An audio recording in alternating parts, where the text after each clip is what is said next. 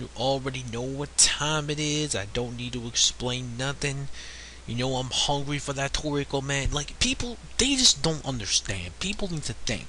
1 plus 1 equals 2. I mean, I'm starting to steal that from the phone that night, but think about this. What's the most important thing that you need to survive? Besides medicines, besides sleep, besides, exercising and whatnot, the most key aspect that gives you the energy that you need. And also besides caffeine, coffee, sugar, whatever. Food. You need food to survive. And this is why I love Toriko so much, because the deep within these horizons, the deep mystery within this power, this greatness that involves the greatest thing to survival of all time, which is food, is amazing to me. In this flashback, it actually proved it to me. And this flashback was actually pretty good. Now you may be thinking about, oh my god, where's your Toriko and all that shit. Well, basically, here's the thing. We didn't get any crazy action. Like, I'd be going all bazongas if there was fucking crazy shit going on. And surprise, surprise, with this chapter, there really wasn't. However, this flashback is the most deepest flashback I have ever read. Misatoshi, thumbs up to you, man. You're definitely giving us a really great backstory here. And when it comes to this flashback, it's really great pace so far. I mean, it's not over yet. I mean, it might be over in the next chapter or the chapter after that. Maybe. Hopefully the flashback doesn't go for too long, because I want to see the end result of Ichiro fucking dying, and then we move on after that. But whatever, though. Either way, I'm still thinking the flashback. Oh, man. Like, this flashback so far, it's nicely paced, it doesn't feel so slow, and when it comes to the whole God ingredient, when it comes to the true, it says, even in the next one, it says, the mysterious surroundings of Acacia are finally revealed. Meaning that in the next chapter, we are going to see the reveal and how maybe the God ingredient might come to be.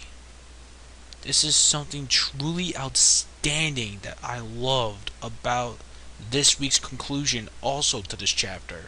And you're thinking like, what's so great about this chapter, man? Is it the flashback? Nothing really happened. I mean, yeah, it's cool. We get to see them all young. What did he fucking do? But I want to see some fighting. You gotta realize what makes a great story. And it's not just about the action. It's about great pacing and character development and progression. Not just like fucking people beating the living shit out of each other. Granted, Toriko has those elements as well. But, especially in the latest of these arcs so far, it's just that there has to be time to give some story progression besides the action. We need to take a break because, I mean, goddamn, man, how much action do you need? I mean, we had the other chapters, man. Midora, Ichiro was going down. Then we had the crazy shit with Joa, casual cutting shit. Like, we had so much crazy shit. Don't you think we deserve a fucking break from that? I mean, oh man, dude, I'm gonna have heart palpitations by the time I read the next chapter. But luckily, thank God, it's just a flashback, so, still, it was a very nice, interesting read. So, I'm gonna do, like, a very quick summary of it, and then this review probably won't even be that long, but, first of all, man, I love the cover page. It starts up at the beginning because we see Acacia and Frog at the very top, and then we see at the bottom we see the younger versions of we saw Acacia and Frog back in those days. We also see Ichiro, Midora, and Master Knocking Jiro finger flick, and then Granuki, yeah, let's go. Sorry.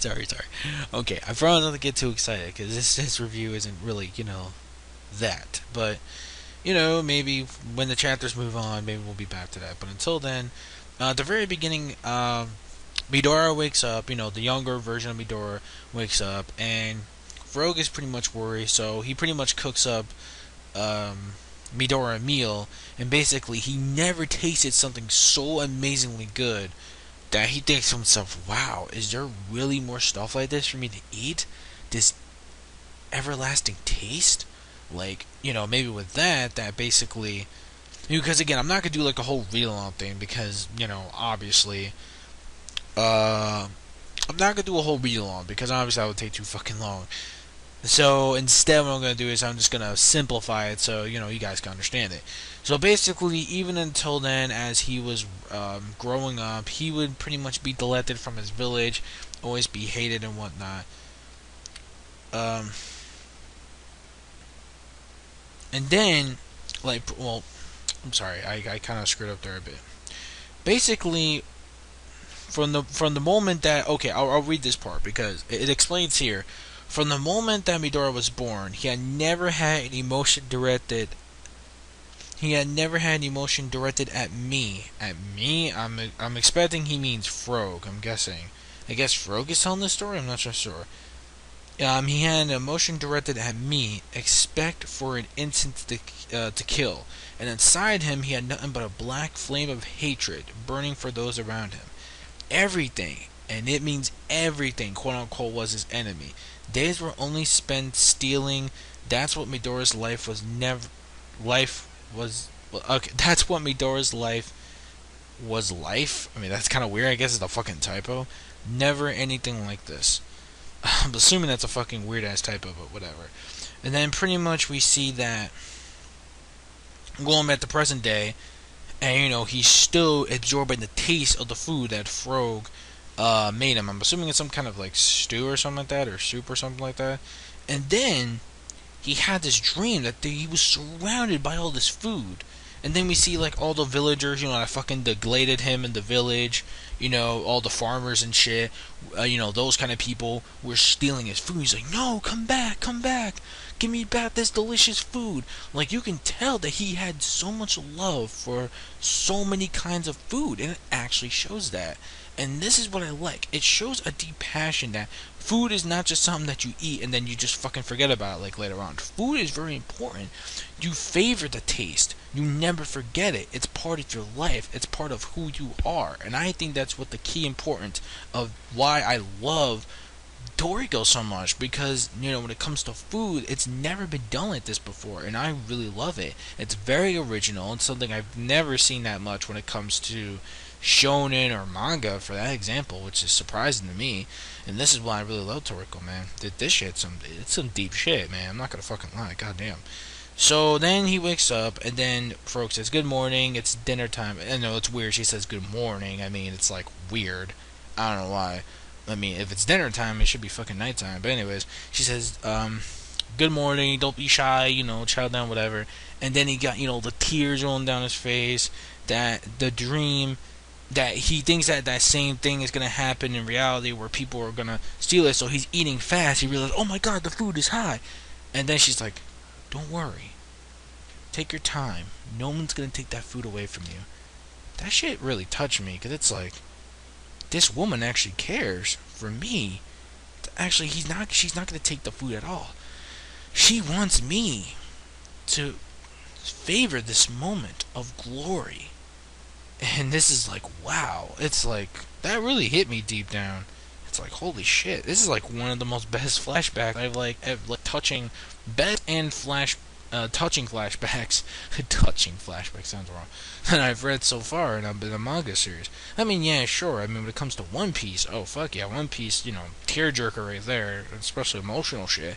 But when it comes to this, I'm surprised Matoshi actually pulled this off pretty well. So basically, he gets like more interested, and he decides to go up on his own to the wilderness and gather ingredients to help out Frog in order to gather more ingredients to cook up the food that he really endures so much. No, what am I? Oh, see, I hate when the advertisements, they get in the way when I'm trying to, read. Okay. Okay, now this is going to be an important quote that I'm actually going to read for you guys. This is one of the quotes I want to find. Okay, here we go. I mean, I know I said I wasn't going to read well, I'm not going to read too much, just certain key important stuff. But then other than that, that's basically it. Here's a quote from Frog after she's reading her book, sipping her tea and all that. She says, "You can stay here as long as you want." And then the narration says, with just that one sentence, "Midora the child, born as a beast, may have become a human, And that changed who he was, because he thinking, you know what? I want to live as a human being. I don't want to become like a stealer. I want to become truthful and try all this delicious shit. This ungodly shit. Like, I want to try some, man. There's a whole world beyond full fucking food, man. It's crazy. But yeah. Besides when he woke up from that dream, it was the first time his vision blurred. Ever since that day, Midora never had that dream again. Deep. It's fucking deep, man. Shit. And then pretty much as we get closer, it seems that the closer during the days, he has gotten pretty much some muscles and he's gotten some strength. And then he notices that there are a couple of her apprentices or whatever companies that come around. And pretty much it seems like the crew was on a journey, you know, Michiru, Naki, Master Jiro, and Acacia. And pretty much Midora wasn't pleased because he's thinking, oh shit, these people are going to steal this delicious food that I enjoy so much. And then we see them, they're carrying sacks and stuff. And then Master Naki, Jiro, he's like, what? And then he's like, what's with this guy? And Frogo says, you know, like, it's okay, you know, don't worry about it. He's just one of our newest recruits. And then we see Jiro. Okay, here's one part that I really liked. A little tiny bit of action. And that tiny little bit of action was a finger. The finger flick. Yeah, the finger flick. I was like, oh shit, the finger flick. Man, origin of finger flick. Like, what the fuck? And like, Dora was like, oh shit. Like, his muscles, like the pain in his finger. It's like, what the fuck? Like, what the hell? But yeah, but yeah, that was actually some pretty cool. And then he's like, oh, what the hell? And then and he's like, wait, Fro, who is this guy? Oh, damn, my camera's freezing again. Give me a sec. Oh, okay, sorry. Anyways, he says, yes, he's your new recruit, so don't be rough on him, Jiro. He says, he seems more like a wild, and this is actually pretty funny, I like this. Jiro's like, he's more of a wild beast than a human. And then, like, Ichiri makes a little crack comment. He's like, oh, so I guess we should just name him Jiro from now on. No, that's later, I'm sorry. He says, oh, he's kind of like you. He's like, shut the hell up. He's like, man, shut the fuck up. You know I'm the only wild motherfucking beast right here. You know me, motherfucking Jiro, man. So, yeah. Then we see Acacia come in. He says, you don't need to be afraid. I'm Acacia. Nice to meet you. And then with that shock, he knows it's like, wait a minute. I can trust this guy. He has that same kind of spirit and attitude as Frogsama. So you know what? I'm gonna keep his word on that. And, man, this is crazy. This is some deepness. Like, wow. So, anyways. So then after that, you know, they have their meal or whatever, and then Jiro keeps asking him all these questions like, what, you're an orphan? So he's like, oh, he doesn't even got a name either. He goes, wait. He goes, you know, you're basically an orphan too. He goes, yeah, that's right. We were adopted by Acacia. This guy's the elder brother, Ichiro. And then, of course, he says, I'm the second son, Jiro. And then you're the third son, so that will make you... How about Saburati? And Saburati means, like, kanji for first son or something like that. I don't remember. Or whatever. And then Ichiro's like, why is that? And then we should just make you Jiro. Then you'd be Ichiro, wouldn't you? Tora Tiger's like, what? Then Midori's like, what? Me a tiger? Like, what the hell? You calling me a tiger, you motherfucker? And then he's like, you know, I can't believe that this brand's even beating a random tiger. You're seriously calling this a tiger? Like Midora was actually pretty pissed off with that. And then,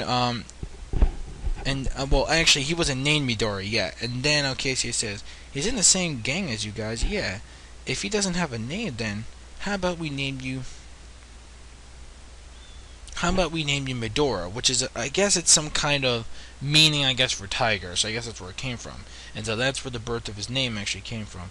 Then he's like, oh, he's already picking fights. You know, come on, let's take it outside. He's like, oh, just cut it out already.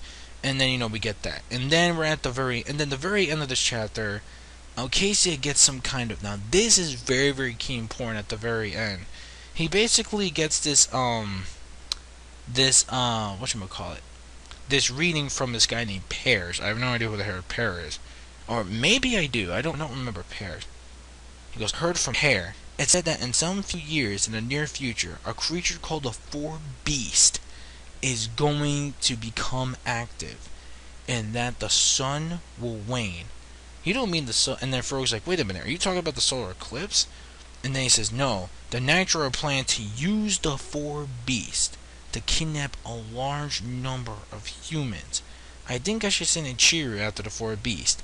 So, in conclusion, the real masterminds, what it's saying here, I believe that the real masterminds of the Four Beast would have to be the Nitro. I'm thinking that's basically what it is. I think the Nitro are the reason why the Four Beasts actually exist. That's just my take on it.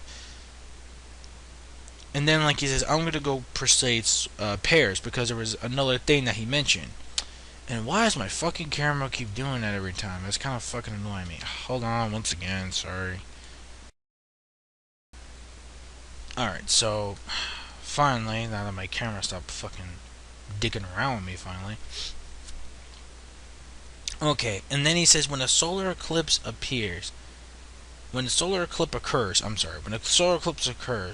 that's what will appear is God. The God ingredient will appear. And to cook it, I'm going to need your power, Frog. Meaning this means that he's going to also need Frog's help in order to cook the God ingredient. And I believe that's what we're going to be seeing here.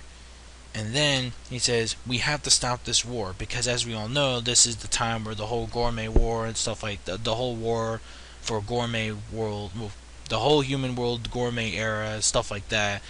It was the time when the war was actually going around. And then Acacia is going to go to the farthest land. And that's exactly where the chapter actually ends off. So overall, this chapter was very exposition, flashback, key, important shit. Definitely one of the best and deep emotional flashbacks I've read in a long time in anything, including One Piece. This was actually some pretty good shit. So overall, I really like this chapter, Toriko. Pacing, story progression wise, it did move along quite good.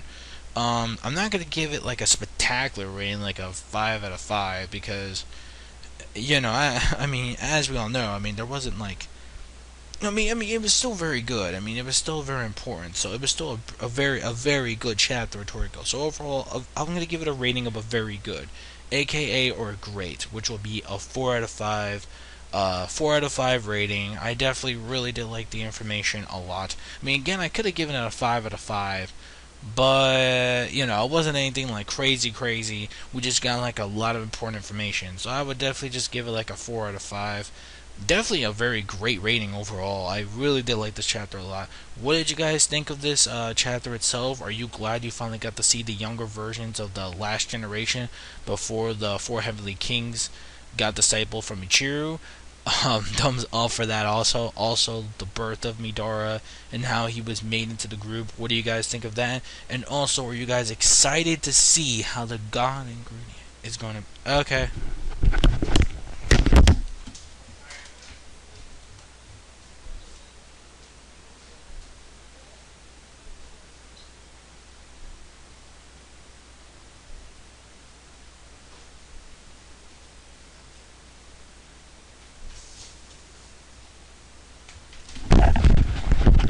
Sorry about that, my mom just wanted me for, no, someone just wanted me for a sec real quick. Anyways, I'm back. So, yeah, so overall this chapter, also, what do you guys think of, are you guys excited to see how God is going to be made? Let me know in the comment section below what you think. Video responses, thumbs up, if you really like this chapter. Exposition wise, that Toriko goodness, also that finger flick, yo, yeah! I could have amped it up. I could be nice and give it a 4.5, meaning close enough to a 5, but nah, I mean, it wasn't like crazy. Like the first time we saw it was like with the Nitro, man, that was nuts. But here, it was pretty damn cool. Like, I'm not gonna lie, like the finger flip was like, oh, my muscles, shit. That was awesome. So yeah, thank you guys for watching. I'm StarNinja89, over and out, seeing the bounce, peace out, anime manga fans, keep supporting what you're reading, what you watch, and Ikarakimasu. And yeah, that's basically it. And I do apologize if I didn't get the Fairy Tail chapter. I'm sorry for Fairy Tail fans. I've just been pretty busy and I can only do a couple videos or whatever. However, I will make it up and combine the two chapters because I really did like last week's chapter a lot. It was actually pretty good. Yeah, I really did. And this week's chapter might even be even better. Like the crazy shit that Nazi pulled off was good. So I might combine it into one video because the chapters, they're very simple to follow along, so it wasn't so bad. It's just I didn't review the other chapters because I didn't feel like they were review worthy wise. Like, it was like okay, subpar, shit like that. I mean, when it comes to like fairy tale chapter, when it comes to the anime is fucking amazing. It's awesome. With the manga, it's there. It has its moments, but then at the same time, it's like some of the scenes you just really wish that the anime was just like fucking back. So you get the OSTs, the color, the music, all the voice actors, all that shit.